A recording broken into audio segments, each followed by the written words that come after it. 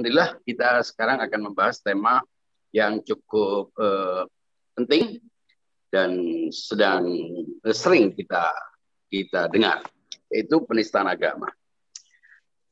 Kata penistaan atau penodaan agama ini memang bisa ditafsirkan dengan bermacam-macam.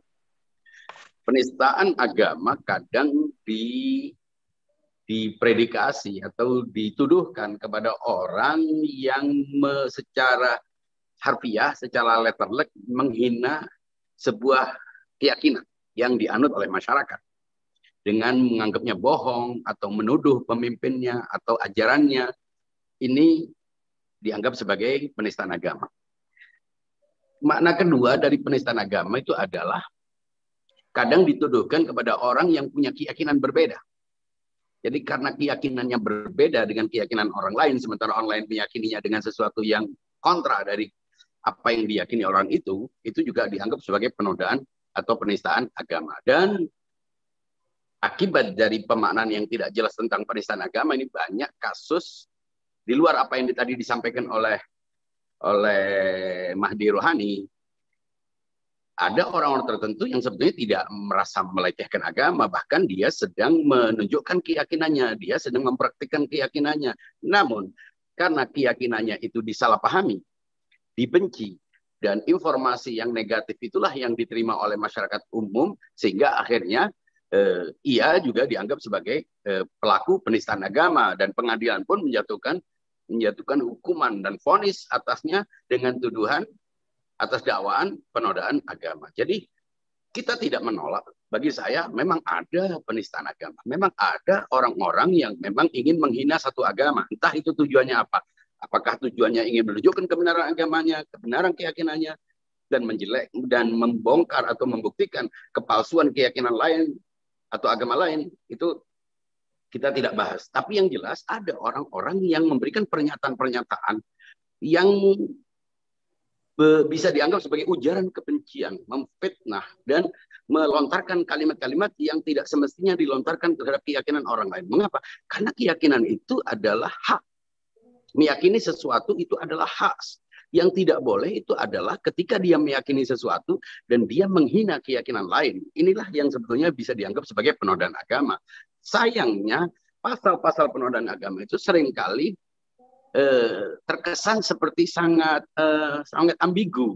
Dan karena ambigu, ia sering digunakan oleh orang-orang intoleran untuk menjatuhkan atau untuk mendiskreditkan kelompok lain yang punya keyakinan berbeda, sehingga hanya karena dia mengamalkan keyakinannya dan keyakinannya itu tidak sama dengan keyakinan orang lain, itu dianggap sebagai penistaan agama. Jadi sebetulnya persoalannya bukan kita menolak atau menerima adanya penistaan agama, tapi faktanya ada orang-orang yang berpendapat, berkeyakinan, bagian dari kebebasannya dalam berkeyakinan juga dianggap sebagai pelaku penistaan agama. Ini persoalan yang harus diselesaikan.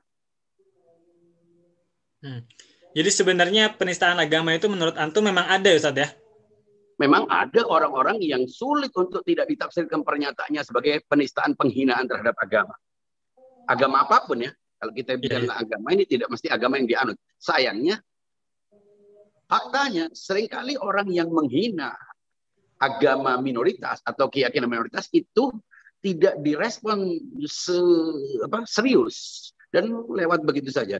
Tapi giliran ada orang yang menghina keyakinan yang dianut oleh mayoritas, itu terjadi gegap gempita, viral. Menurut saya mestinya kita harus objektif, kita harus adil untuk melihat semua pernyataan siapapun yang melontarkannya, dan itu mudah untuk dipahami oleh semua orang sebagai penghinaan dari kalimat yang dipilih, dari cara dia mengekspresikan, dari fakta keyakinan yang dituduh, itu semuanya bisa dianggap sebagai pelaku penistaan agama. Dan negara perlu mengatasinya bukan karena keyakinan, tapi karena itu bertentangan dengan kebebasan individu, karena itu agresi terhadap individu, terhadap warga negara. Nah, negara tidak perlu masuk dalam urusan sesat dan tidak sesat. Jadi kalau ada lembaga tertentu, organisasi tertentu, perkumpulan tertentu mengatakan ini sesat, ini kafir, ini tidak benar, ini palsu, Itu mestinya agama tidak negara, karena negara itu berhubungan hanya mengurusi tindakan-tindakan yang mengganggu ketertiban, mengganggu hak orang lain, maka melihatnya sebagai gangguan, bukan melihatnya sebagai sebuah pelaku penistaan agama. Jadi saya lebih setuju istilah penistaan agama itu diperjelas.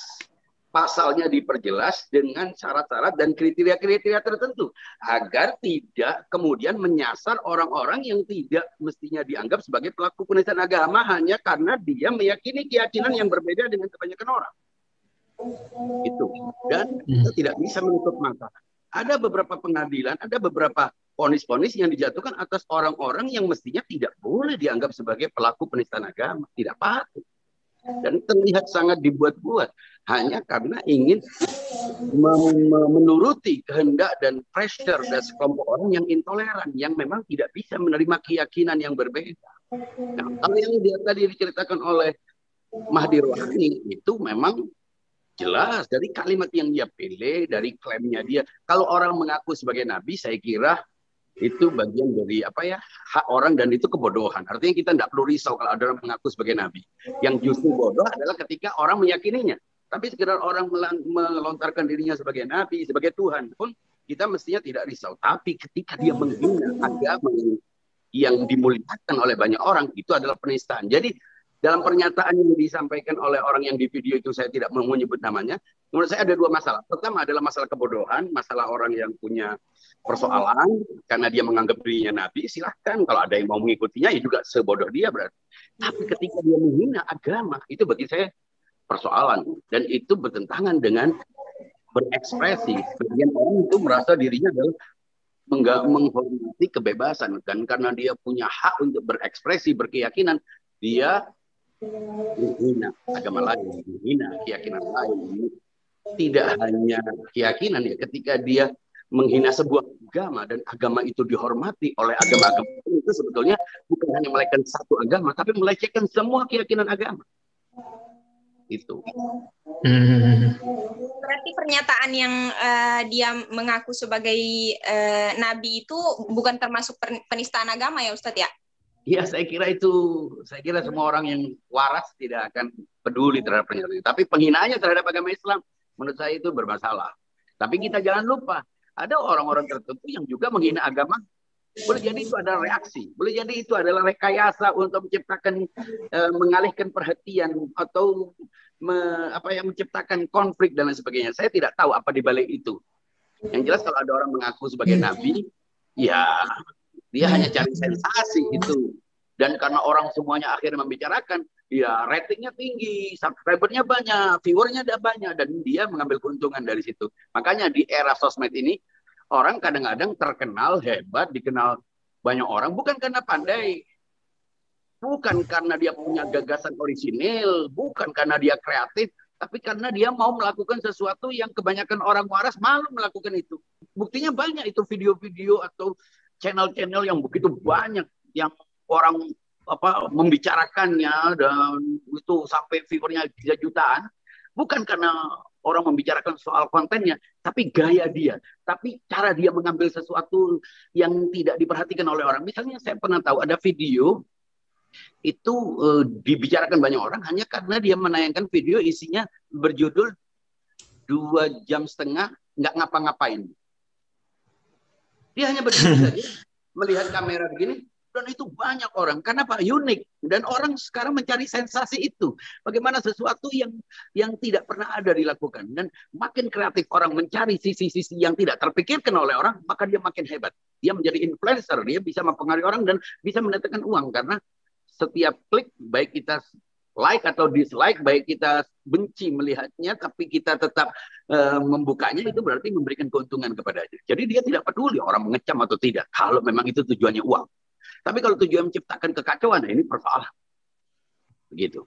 Jadi saya bedakan antara yang mengaku sebagai nabi itu bagi saya itu sesuatu yang ya kita tidak perlu terlalu, kalau banyak orang mengaku nabi kemudian kita heboh, kan kitanya yang bermasalah berarti.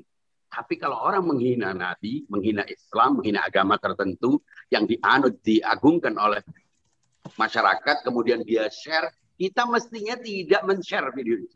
Kita juga tidak membicarakannya. Kita juga tidak membukanya. Tapi cukup kita laporkan.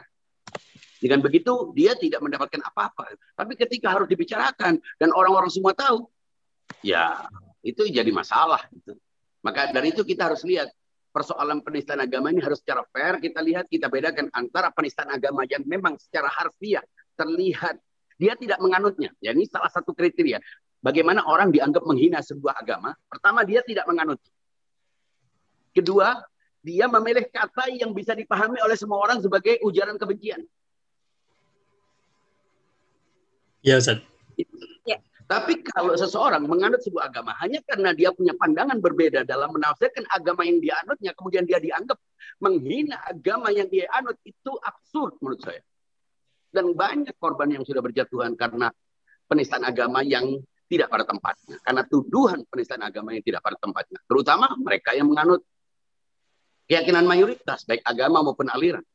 Apa sih sebenarnya maksud dari kebebasan dari berekspresi gitu, kebebasan berekspresi ini sendiri? Menurut Ustadz gimana itu?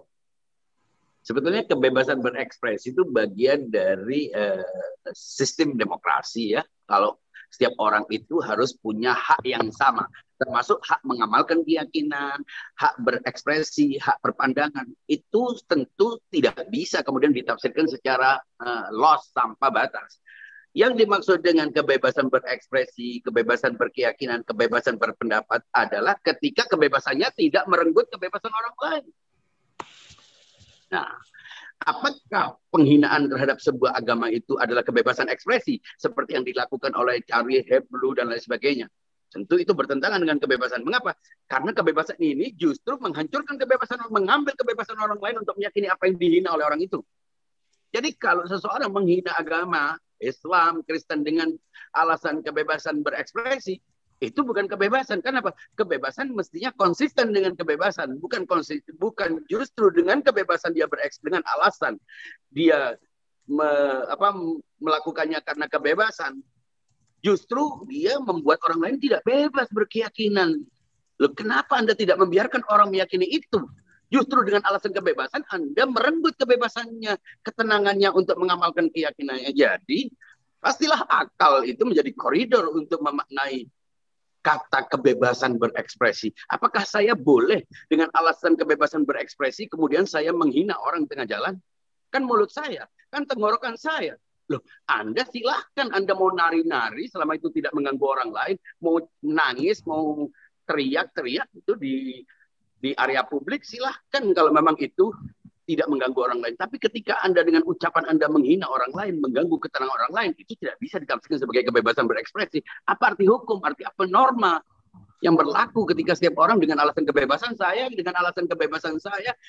anggap lampu merah itu justru lampu berjalan. Kan tidak bisa dengan alasan begitu.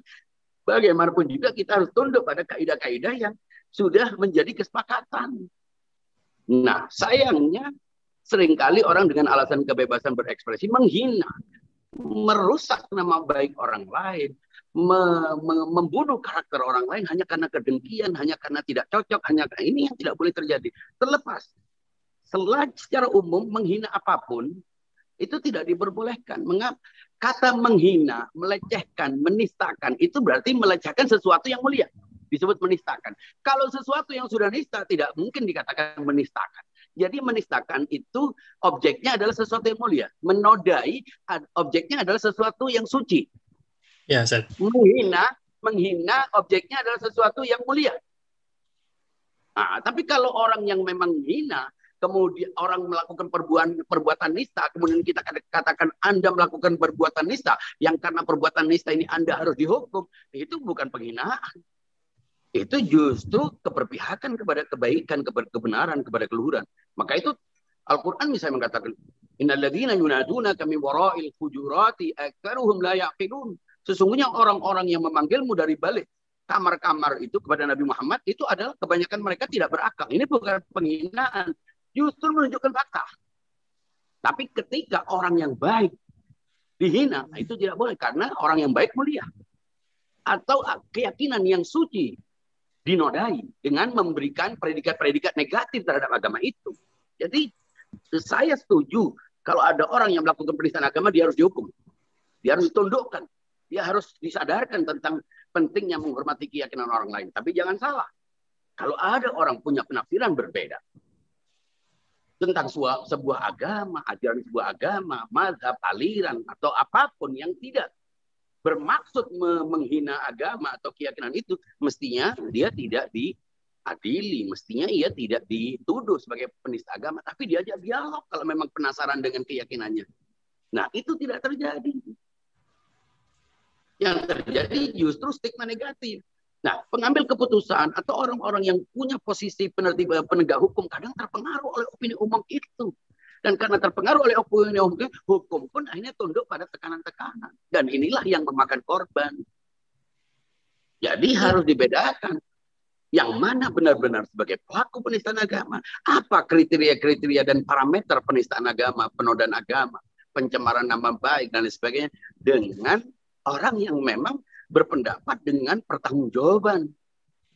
Dia tidak bermaksud. Pertama, agama yang dihina itu biasanya tidak mesti ya, tentunya tidak semua orang yang berbeda agama itu ketika berbicara agama lain menghina. Tapi saya katakan salah satu tanda indikator bahwa orang itu menghina agama itu biasanya agama itu tidak dianutnya.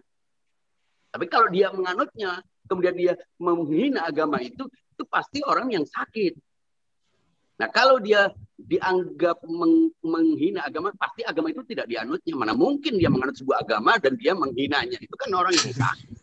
Ya, kalau misalkan kita mencegah mereka atau menuntut mereka, orang-orang yang menistakan agama itu, untuk berhenti berekspresi, itu sebenarnya bukan kita membatasi ekspresi mereka ya, Ustaz ya, tapi menuntut keadilan dari hal itu. Ya, antara ekspresi, antara kebebasan berekspresi dan ujaran kebencian itu jelas sebetulnya. Di mana ekspres, karena kebebasan berekspresi itu tidak boleh bertentangan dengan kebebasan itu sendiri. Ya kan? Kalau saya menghina orang lain, menghina keyakinan orang lain, itu sama dengan menyuruh orang itu tidak boleh berkeyakinan begitu. Tidak boleh mengenal keyakinan itu kan anti kebebasan. Maka dari itu, kebebasan tidak boleh kontra kebebasan. Tidak boleh orang dengan alasan kebebasan, kemudian dia membatasi kebebasan orang, merenggut kebebasan orang lain. Nah, ujaran kebencian, penghinaan terhadap agama, tokoh agama, simbol-simbol agama, bila dilakukan, itu berarti dia justru anti kebebasan. Nah, karena itu arti kebebasannya harus dipahami secara logis supaya tidak loss. Sebab kalau loss, tidak ada hukum, tidak ada negara, tidak ada sistem, tidak ada norma. Kan kacau. Seperti misalnya di Eropa, di Prancis yang mengaku negara demokratis. Orang memakai cadar dilarang. Masuk instansi tidak boleh, masuk perguruan tinggi tidak boleh. Padahal orang memakai tank top, memakai pakaian bikini diperbolehkan. Loh, apa yang mengganggu seseorang, orang lain ketika dia harus pakai cadar? Kecuali kalau cadar ini misalnya menutup identitas seseorang, mungkin itu bisa dilarang. Tapi kalau sekedar orang memakai bajunya, memakai pakaian, pakai hijab atau pakai jilbab dianggap sebagai pelanggaran, itu menurut saya justru kontra kebebasan. Jadi klaim kebebasan demokrasi itu sebetulnya seringkali munafik. Hipokrit. Karena kalau orang bebas pakai tank top, orang bebas pakai bikini, kenapa orang tidak boleh bebas untuk menutupi dirinya?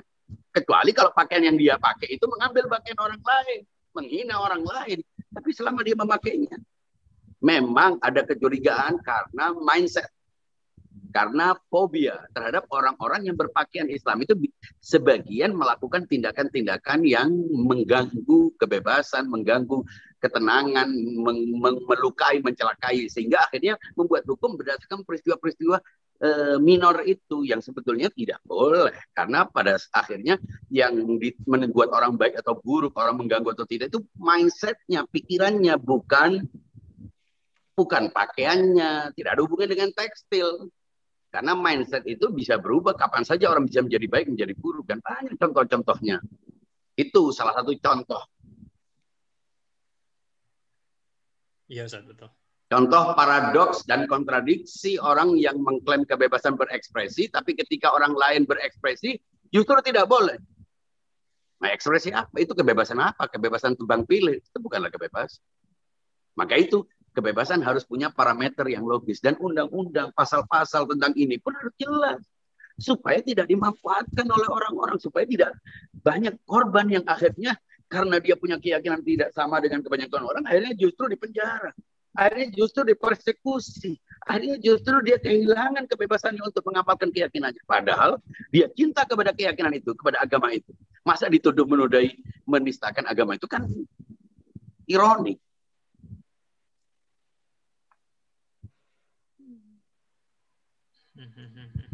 Ya, Ustaz. Terus ini Ustaz, apa namanya?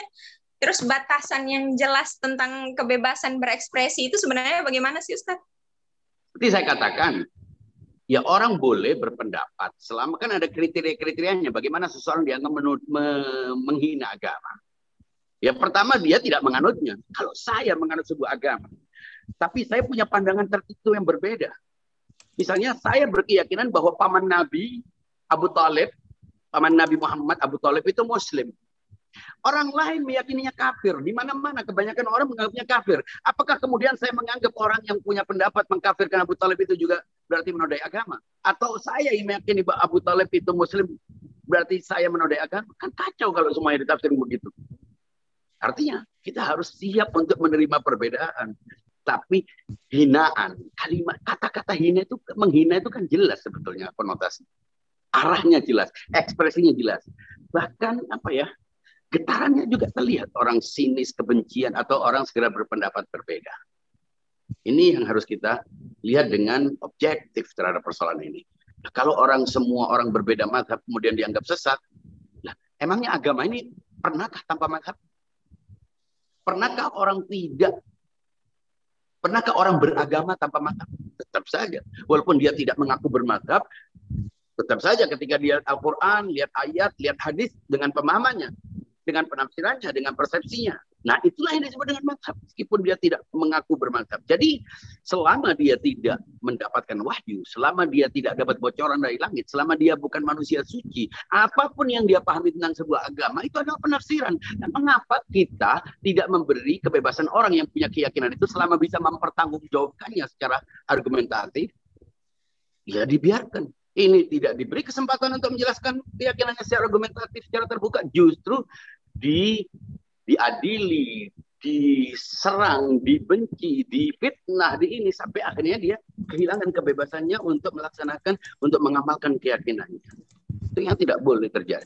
Jadi kalau kita bicara tentang penistaan agama, itu kesannya antar agama kan. Padahal intoleransi atau ujaran kebencian itu justru lebih marah dan korbannya lebih banyak intraagama. Karena tetap saja relativitas pemahaman itu ketika ada seseorang menganggap penafsirannya adalah yang dominan, yang terbaik, bahwa kebenaran itu tunggal dan kebenaran itu hanya yang diyakininya, dia akan menganggap siapapun yang berbeda dengan dia, baik berbeda agama maupun berbeda aliran maupun berbeda penafsiran tertentu, itu sebagai lawannya, dan karena lawannya dia harus memusnahkannya, dan itulah yang terjadi. Ya, dan itu teror. Teror itu tidak mesti orang meledakkan, tidak. Ujaran kebencian adalah teror, membuat orang tidak nyaman, membuat orang kehilangan ketenangannya. Itu kan teror verbal, teror dalam bentuk kekerasan verbal. Ini yang juga perlu dilihat. Kita jangan hanya melihat orang, kadang justru teror verbal lebih buruk. Efeknya lebih luas dari teror yang hanya menyasar 1-2 orang. Tapi ujaran kebencian, fitnah yang disebar luaskan kemana-mana, menjadi stigma negatif, dan akhirnya society, masyarakat juga terpengaruh oleh itu lebih besar. Areanya lebih luas lebih besar dari aksi-aksi teror fisik. Dan itu genosida narasi. Itu yang terjadi di tengah masyarakat yang sudah terbiasa dengan doktrin-doktrin kebencian. Nah, kita sebagai umat beragama selalu dihadapkan pada isu-isu kebencian antar orang-orang tertentu yang seolah-olah orang itu dianggap merepresentasi agama itu. Jadi kalau ada orang menghina agama dan dia dikenal sebagai penganut sebuah agama tertentu, itu dianggap semua penganut agamanya juga benci begini. Dan itu tidak logis. Sebagian besar orang yang menghina agama itu biasanya bukan orang-orang yang merepresentasi agama. Kalaupun dia dianggap agamawan, itu agamawan palsu. Mengapa? Karena ajaran agama tidak pernah mengajarkan kita untuk mengagresi orang lain. Kita harus yakin dengan keyakinan kita. Kita harus yakin bahwa keyakinan kita benar. Tapi kita juga harus memberi hak orang lain untuk menganggap keyakinannya benar. Jangan kita menganggap karena keyakinan kita benar, berarti semua yang berbeda dengan keyakinan kita tidak boleh meyakini apapun selain itu. Tidak bisa begitu, kecuali kalau kita memang bisa memaksa orang lain. Nah, karena kita memaksa sebagian dari kita, terjadilah konflik, terjadilah aksi reaksi. Kita tidak pernah tahu berasal dari mana video-video yang saling menghujat, saling menghina itu. Karena ini sudah berjalan lama. Mungkin kita terkejut ketika 1-2 orang. Tapi kalau kita telusuri sejarah penghinaan-penghinaan terhadap agama ini sudah menjadi bagian tak terpisahkan dari kehidupan kita sebagai umat beragama. Terus menerus dan akan muncul terus menerus dan kita akan heboh. Pasal super karet terkait IDM penistaan agama faktanya relatif berakar pada pemegang hegemoni powers tertentu. Nah, apa Ustadz punya metode-metode jitu terkait solusi? Ya, solusinya kita kan bukan pemimpin negara, bukan legislator. Kita hanya membangun sebuah wacana melalui acara-acara begini sehingga narasi ini berkembang, mungkin bisa mempengaruhi mindset para pengambil kebijaksanaan di negeri ini, pengambil keputusan. Itu mungkin yang bisa kita lakukan. Kalau selain itu, rasanya apa?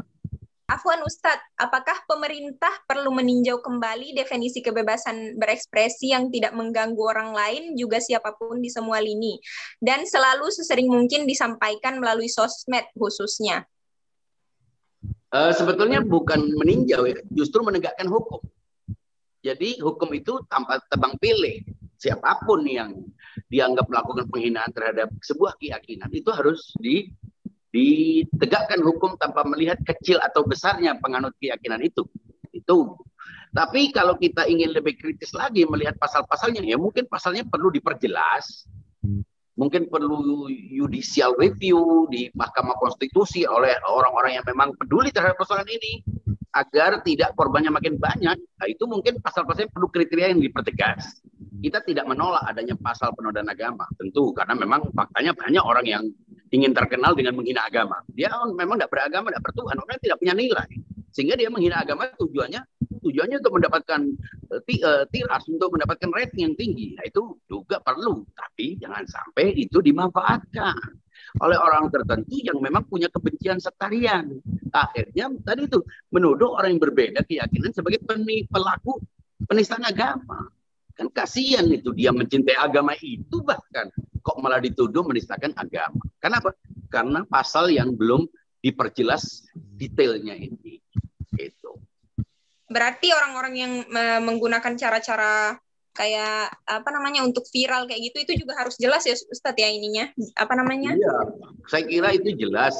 Orang supaya tidak seenaknya bikin video, nulis seenaknya, dia harus tahu batasan-batasan, dia harus bertanggung jawab. Dia tidak hidup sendiri, dia hidup di sebuah negara di mana banyak masyarakat yang berbeda-beda. Nggak bisa dia seenaknya, kecuali kalau dia di planet Mars, dia mau nulis, dia mau ngomong, dia mau caci maki, terserah. Tidak ada orang yang tersinggung dengan itu. Tapi Anda berada di ruang di mana orang lain berbeda banyak di situ. Lalu dia mengekspresikan dirinya seenaknya hanya dengan alasan kebebasan berekspresi. Saya kira itu tidak ada yang bisa membenarkan. Akal sehat itu tidak akan bisa menerima itu.